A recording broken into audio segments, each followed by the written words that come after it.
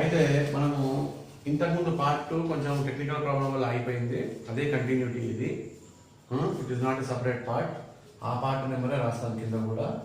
Okay, అయితే ఇప్పుడు మనము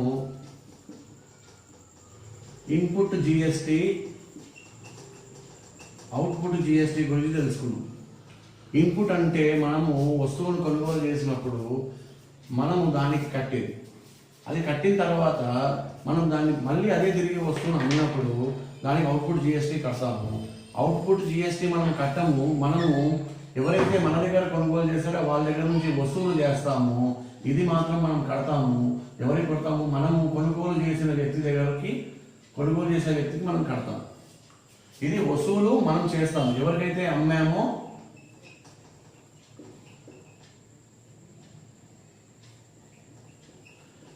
మనం వస్తువును అమ్మామో వాళ్ళ దగ్గర మనము అవుట్పుట్ జిఎస్టీని మనం వసూలు చేస్తాం. జనరల్గా ఇది ఎక్కువగా ఉంటుంది, ఇది తక్కువగా ఉంటుంది. దీంట్లో నుంచి కట్టవలసిన దాంట్లో నుంచి ఇన్పుట్ జిఎస్టీని మైనస్ చేస్తే ఇదేమో మనము వసూలు చేస్తాము, కానీ కట్టవలసింది ప్రభుత్వానికి మనం. ఇది మన దగ్గర ఆయన వసూలు చేస్తాడు, కానీ కట్టవలసింది ఆయన కడతాడు. ఆయనకు అవుట్పుట్ అవుతుంది, ఆయనకు అవుట్పుట్ జిఎస్టీ అవుతుంది. ఇది మనకేమో ఇది ఆయన కడతాడు, మనకి ఇది అవుట్పుట్ జిఎస్టీ అవుతుంది.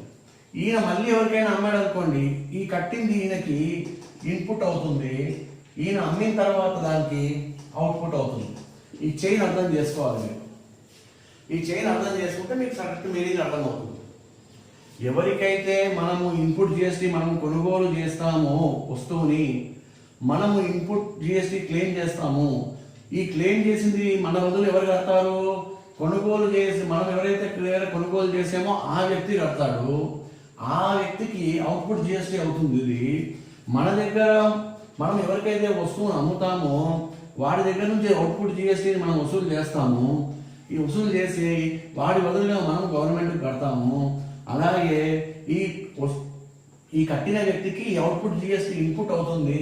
ఈ ఇన్పుట్ అయ్యింది మళ్ళీ ఆ వ్యక్తి ఆ వస్తువును అమ్మినప్పుడు ఆయనకు అవుట్పుట్ అవుతుంది. ఈ అవుట్పుట్ నుంచి ఇన్పుట్ మైనస్ చేసి ట్యాక్స్ పేయబుల్, ఎంత ట్యాక్స్ ఉందో నెట్ ట్యాక్స్ పేయబుల్ చేస్తాడు. అలాగే మనం ఈ అవుట్పుట్ నుంచి ఇన్పుట్ తీసేసి మనము నెట్ ట్యాక్స్ పేయబుల్ చేస్తాం. అంటే ఎంత కట్టాలో అంత కడతాం గవర్నమెంట్. ఈ విధంగా చైన్. ఎంతమంది ఇంటర్మీడియట్, ఎంతమంది ఏ నుంచి బి కొనుగోలు చేశాడు, బి నుంచి సి కొనుగోలు చేశాడు, సి నుంచి డి కొనుగోలు చేశాడు, డి నుంచి ఈ కొనుగోలు చేశాడు, ఈ నుంచి ఎఫ్ చేశాడు, ఎఫ్ నుంచి లాస్ట్కి షాప్కి వచ్చి ఒక ఇండివిజువల్ అంటే తన గృహానికి సంబంధించి వస్తువులు కొన్నప్పుడు ఇక్కడికి ఆగిపోతుంది, టర్మినేట్స్ హియర్. ఈ మధ్యలో ఉన్న వాళ్ళందరికీ ఇన్పుట్ అవుట్పుట్ రెండు ఉంటాయి.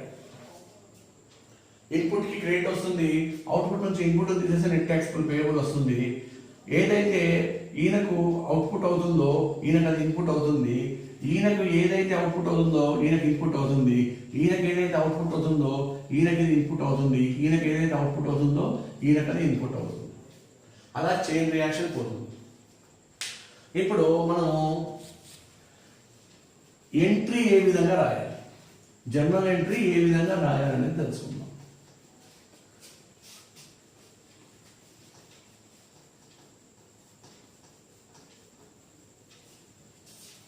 ఇప్పుడు చూడండి, ఒక ట్రాన్సాక్షన్ చెప్తాను. Goods purchased from Sita trading company for ₹10,000 and GST paid at the rate of 12% అన్నాం. ఫస్ట్ చూడండి, జిఎస్టీ నేను ఎంత పే చేశాను? గూడ్స్ సరుకులను నేను కొన్నాను. ఎక్కడి నుంచి కొన్నాను? సీతా ట్రేడింగ్ కంపెనీ దగ్గర నుంచి కొన్నాను. ఎంత కొన్నాను? 10,000 రూపాయలకు కొన్నాను. ఈ 10,000 గూడ్స్ మీద మనం ఎంత జిఎస్టీ కట్టాము? 12% కట్టాము.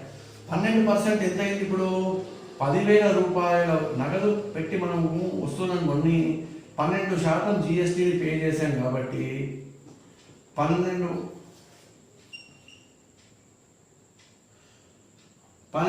రూపాయల జిఎస్టి పే చేశాను. ఎంత చేసాము? పే చేశాను. ఇప్పుడు చూడండి, మామూలుగా జనరల్ ఎంట్రీ ఏం రాస్తాము? జిఎస్టీ లేదనుకోండి, ఈ జిఎస్టీ లేదనుకోండి, మనం ఏం పర్చేజ్ చేసాము? గూడ్స్ పర్చేజ్ చేసాం కాబట్టి పర్చేజెస్ అకౌంట్ నామినల్ అకౌంట్ కాబట్టి అన్ని ఖర్చులు, అన్ని లాసెస్, అన్ని ఖర్చులు, అన్ని నష్టాలు మనం డెబిట్ చేస్తాము. అదేవిధంగా అన్ని రాబడులు, అన్ని లాభాలు క్రెడిట్ చేస్తాము నామినల్ అకౌంట్లో.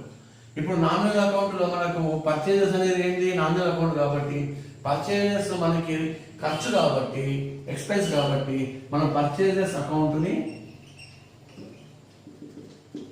డెబిట్ చేస్తాము. అలాగే మనకేమైంది? క్యాష్ పోయింది. 10,000 రూపాయలు ఇచ్చేసాం కాబట్టి క్యాష్ పోయింది. క్యాష్ పోయింది. క్యాష్ ఏమవుతుంది? రియల్ అకౌంట్ అవుతుంది కాబట్టి, క్యాష్ రియల్ అకౌంట్ అవుతుంది కాబట్టి రియల్ అకౌంట్లో డెబిట్ రూల్ ఏంటి? వాట్ కమ్స్ ఇన్, అంటే లోపలికి ఏది వస్తుందో దాన్ని డెబిట్ చేస్తాము, బయటికి ఏది వెళ్ళిందో దాన్ని క్రెడిట్ చేస్తాము. ఇక్కడ మన క్యాష్ మన బిజినెస్ నుంచి బయటకు వెళ్ళింది కాబట్టి మనం దాన్ని క్రెడిట్ చేస్తాము. క్రెడిట్ చేయడం వల్ల మనం ఏం చేస్తాము? టు క్యాష్ అకౌంట్ క్రెడిట్ చేస్తాము. అయితే క్యాష్ అకౌంట్ ఎంత అయింది డబ్బులు మనకి? 10,000 రూపాయలేమో సరుకుల ధర, కొన్న సరుకుల ధర. 1,200 ఏమైంది? జిఎస్టీ అయింది. రెండింటిని కలిపి మనం క్యాష్ పే చేయాలి. ఆయనకి, ఎవరికి? సీతా ట్రేడింగ్ కంపెనీకి మనం పే చేయాలి. ఎంత చేయాలి? 11,200 రూపాయలు మనము పే చేయాలి. ఈ 11,200 మనం పే చేసాము. చేస్తే ఇక్కడ ఏమైంది? 11,200 రూపాయలు మనం క్యాష్ మనం దగ్గర నుంచి బయటకు వెళ్ళిపోయింది. అయితే ఈ పర్చేజెస్ అకౌంట్లో మనము ఏం పర్చేజ్ చేసాము? 10,000 గూడ్స్ పర్చేజ్ చేసాం కాబట్టి ఇక్కడ 10,000 రాసుకోండి ఫస్ట్. మరి ఇక్కడ 10,000 ఉంది, ఇక్కడ 11,200 ఉంది, రెండు మ్యాచ్ అవ్వలేదు కదా మనకి. మ్యాచ్ అవ్వాలంటే ఏం చేయాలి? జిఎస్టీ కట్టింది కూడా మనము డెబిట్ చేయాలి. ఎంతకి? 1,200 రూపాయలు డెబిట్ చేయాలి. అయితే జిఎస్టీ అకౌంట్ అనేది ఏంటి? జిఎస్టీ అకౌంట్ ఎందుకు వచ్చింది మనకి? వస్తువు కొనుగోలు చేయడం వల్ల జిఎస్టీ కట్టాము. వస్తువు నామినల్ అకౌంట్ అయినప్పుడు జిఎస్టీ కూడా మనకి ఒక ఖర్చే కాబట్టి నామినల్ అకౌంట్లో అన్ని ఖర్చులు డెబిట్ చేయాలి కాబట్టి దీన్ని కూడా డెబిట్ చేస్తాం. అంటే జిఎస్టీ అకౌంట్ కూడా డెబిట్ చేసాం, 1,200 చేసాం. కానీ ఇక్కడ జిఎస్టీ మన కంపెనీకి ఏమైంది? ఇన్పుట్ అయ్యింది. ఇన్పుట్ జిఎస్టీ అకౌంట్ చేస్తాము. లెడ్జర్లో దీన్ని ఇన్పుట్ జిఎస్టీ అని అకౌంట్ను ఓపెన్ చేసి డెబిట్ అయితే డెబిట్, క్రెడిట్ అయితే క్రెడిట్ చేస్తాము. జనరల్గా డెబిట్ ఉంది కాబట్టి డెబిటే వస్తుంది. ఎప్పుడైనా కూడా ఆల్వేస్ డెబిటెడ్. ఆల్వేస్ ఏం అవ్వదు, గుర్తుపెట్టుకోండి, ఆల్వేస్ ఏం అవ్వదు. ఎందుకు అవ్వదో మీకు చెప్తాను. ఇప్పుడు మాత్రం ఇది డెబిట్ బ్యాలెన్స్ అయ్యింది కాబట్టి ఇన్పుట్ని మనం డెబిట్ చేసి చూపిస్తాం. ఓకే, సరే, ఇంతవరకు బాగానే ఉంది. లెట్స్ ఇంకో కండిషన్ చూద్దాం.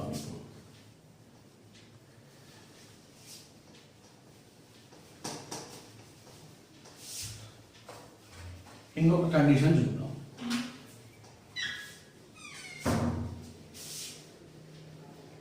సింపుల్, దీనికి రివర్సే. Goods worth 10,000 rupees sold to Geeta Trading Company, GST at the rate of 12% అన్నాను. అంటే సరుకు 10,000 రూపాయల సరుకుని గీతా ట్రేడింగ్ కంపెనీకి మనం అమ్మాము. దాని మీద జిఎస్టీ 12% మనం వసూలు చేసాం. జిఎస్టీ 12% ఎంత అవుతుంది? 10,000 రూపాయలకి 12% ఎంత అయింది? ఇంతకుముందు లాగే 1,200 రూపాయలు అయింది. ఇది జిఎస్టీ అనేది ఏం చేయాలి? ఇప్పుడు మనము వసూలు చేయాలి. మనం అమ్ముతున్నాం కాబట్టి వసూలు చేయాలి. మనం కొనుగోలు చేస్తే మనకు అమ్మిన వాడు ఎలా వసూలు చేశాడో, ఇన్పుట్ ట్యాక్స్ రూపం మనకి ఎలా వచ్చిందో మనం ఇప్పుడు ఏం చేయాలి? మనము జిఎస్టీని వసూలు చేయాలి. సరే, ఇప్పుడు నేను సోల్డ్ చేశాను కాబట్టి అది చూడండి ఎలా ఉంటుంది. సేల్ చేశాను. ఇప్పుడు గూడ్స్ ఏం చేశాను? సేల్స్ చేశాను. అంటే సేల్ అకౌంట్, సేల్స్ అకౌంట్ ఏమైంది? నామినల్ అకౌంట్ అయింది. నామినల్ అకౌంట్లో ఏవైతే రాబడి ఉంటుందో అవన్నీ కూడా క్రెడిట్ అవుతాయి. అదే విధంగా ఏవైతే ఖర్చులు ఉంటాయో, లాసెస్ ఉంటాయో అవన్నీ డెబిట్ అవుతాయి. కాబట్టి ఇక్కడ మనం సేల్స్ చేసాం కాబట్టి అదొక రాబడి కాబట్టి మనకి అది క్రెడిట్ చేసుకుంటాం. అయితే మనకి ఇక్కడ క్యాష్ వస్తుంది, మనం వస్తువులు అమ్మినప్పుడు మనకి క్యాష్ వస్తుంది కాబట్టి ఇది క్యాష్ అకౌంట్ అవుతుంది.